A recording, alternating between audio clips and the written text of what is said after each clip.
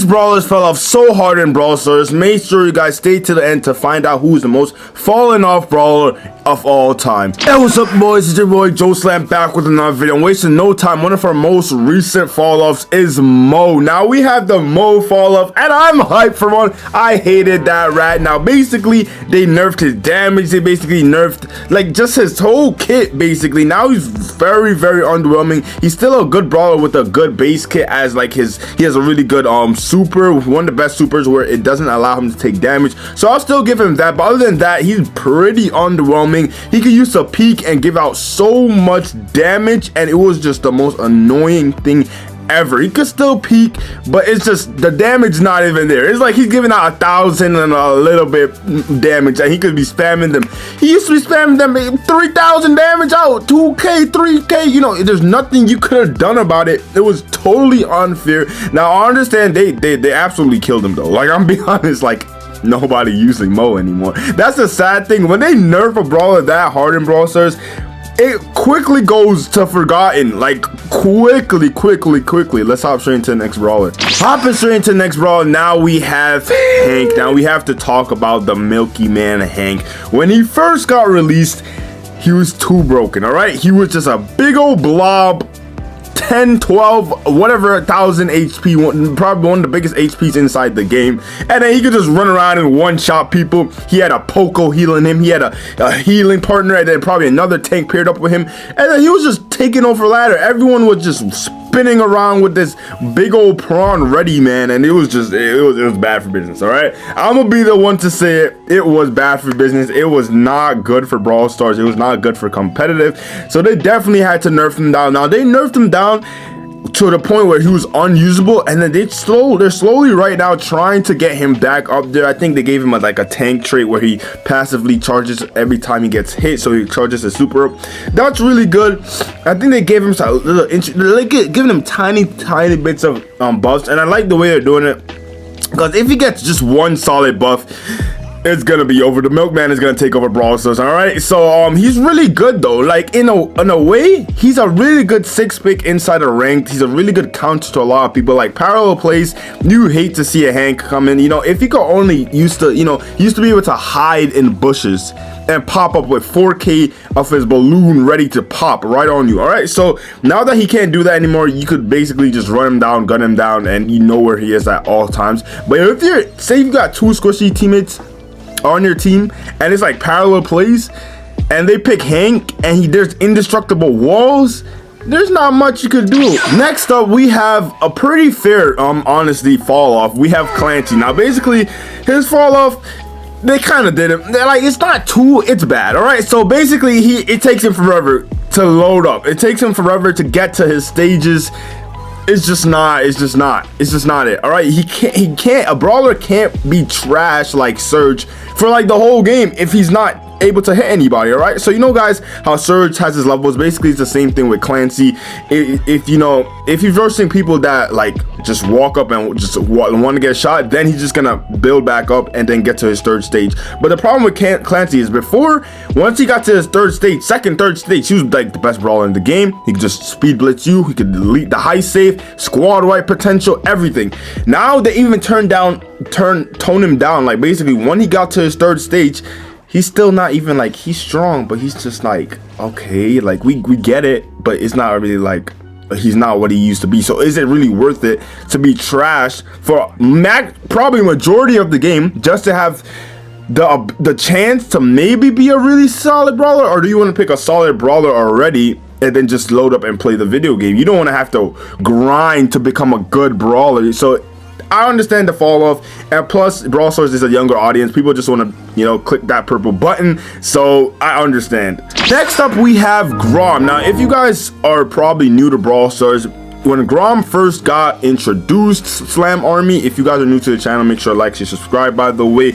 But when Grom first got introduced, he was by far the best thrower. His damage was insane. That star power, I'm not sure which one it was. I think something. It added the damage or added like a range. It added something. His gadget, when he able to just throw like 3 shots, it just really destroyed people.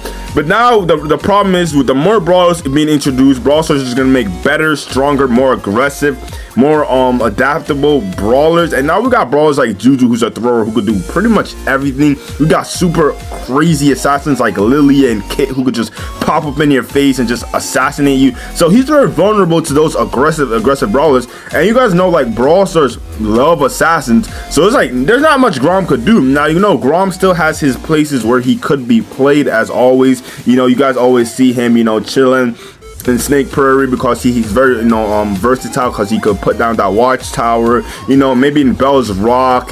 Even then, you know, he could get super assassinated. But places where he could just stand far away and then throw all his shots, because if not, he's just gonna get clobbered all the time. It's rough out here for Grom mains, I'm not gonna lie. Next up, we have Bonnie. Now, Bonnie, this is just kind of sad, all right? Now, this brawler used to be, when she first came out, everyone was like, oh, how versatile. Oh my goodness, a brawler go from sniper formation to assassin. How versatile, how strong. Pro players loved this brawler. Pro players breathed this brawler. Like, they played this brawler every single chance they got at gem grab, bounty. They were just like, this brawler is just so versatile. She's like a sniper, tank, and an assassin all in one, which she is, but it's just, she's so underwhelming.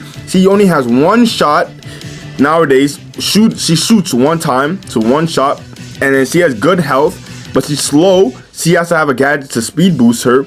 You know, when she jumps, she always jumps, and maybe she'll get the kill, but she always jumps and then dies. No matter what, she's gonna jump on the high safety, gonna do damage and then die. She's gonna jump on somebody, she's probably gonna kill them, maybe, or just do a good amount of damage, maybe 3k, right, damage, and then die. Like, so it was like you're playing Respawn Stars with this Brawl. You know, over time, because Brawl Stars evolved so much, you have brawlers being introduced that just do Bonnie's job way better, way efficiently, and you don't have to be, you know, jumping in and playing Respawn Stars. So it's very rough to see brawlers like that. She definitely probably needs like a rework, or you could just give her 2 bullets like how they gave Lily, but then that made Lily too broken. So let me know what you guys think could fix Bonnie. Next up, we have B. Now, hold on. Disclaimer alert. B is still a very good brawler. All right, very strong brawler, very easy auto aim friendly brawler, one of the longest range inside of the game, well kitted out. You know, when she first dropped with Max, they were just running the meta rampant. Pros loved them. It's an easy to use brawler, long range, crazy amount of damage potential because of her on second B attack, and you could just cycle over. She had really good control.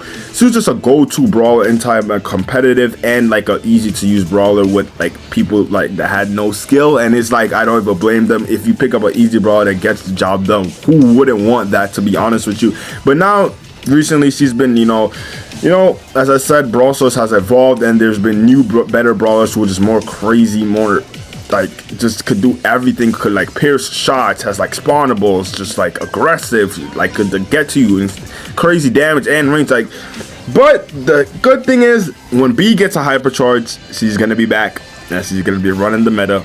I'm making my statement right now. It could even be like, it's not even a super good hypercharge. It's just once she gets a hypercharge, that little boost will put her on G Fuel, okay? Slam Army G Fuel. So it'll be absolutely crazy to see. Let's hop straight into our next brawler. Hopping straight into our second to last brawler, we have Draco. The fall off of Draco was blessed, but he's not even that bad now that I'm realizing it now. But look.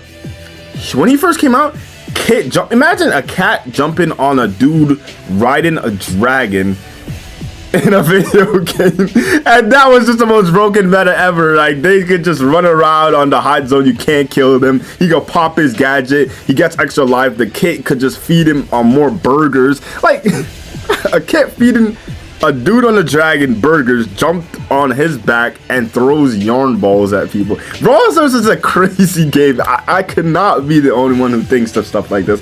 Brawl Stars is just a crazy game. Draco, though, is a really good 6 pick inside a competitive, because he could, you know, really take up a lot of space and a lot of pushback, because in hot zone it's hard to kill him once he knows what he's doing. Once he's versing about like squishy people, he can always cycle, get his supers, and he can really get the +1 on that gadget and just make him become even harder to kill. And then paired up with someone that's probably healing him, it will just really go really good on hot zone, on brawl ball, on certain maps, in certain scenarios. He could be a really dangerous 6 pick, so always look out for that when you are playing ranked. And then we're gonna hop straight into the worst falling off brawler of all time. Now we have the most respectable but the most disrespectful of all time fall off. We have Charlie. Okay, when Charlie came out, other than maybe Laurie, Prime Laurie, and Prime Kit, I think Charlie was probably the best brawler to ever ever touch Brawl Stars, honestly, because she had the spawnables, she had the just auto aim, damage, range damage, and then she could just shut you down completely by putting you in cocoon, and then she could just cycle it, and then it was just on crack G Fuel, and it was just, everyone used her. She had like 100% ban rate in like competitive or something like that, and like no one would want that in like ranked. If people picked her, people would just automatically dodge if your randoms forgot to ban her or didn't pick her up when they had the chance to. So it was just like Charlie was just making people's lives miserable, because you know, everyone hates that, not being able to play the game inside when you're playing the game. Imagine just having to sit there and wait for like a couple of seconds, and then you get out of there and then you're like half your HP, and then you're just dead already. So it's like, what could you really do against it? Nothing. You know, Charlie was sincerely that girl. She was the best brawler inside of Brawl Stars. She was gonna reign terror unless they nerfed her the amount of times they did. But now they're actually doing a little bit too much. All right, they killed the poor brawler. The brawler's dead. All right. But if you guys like these kind of videos, make sure to like, share, subscribe. It's your boy Joe Slam. Road to 5K. Road to Supercell Creator. We are out of here.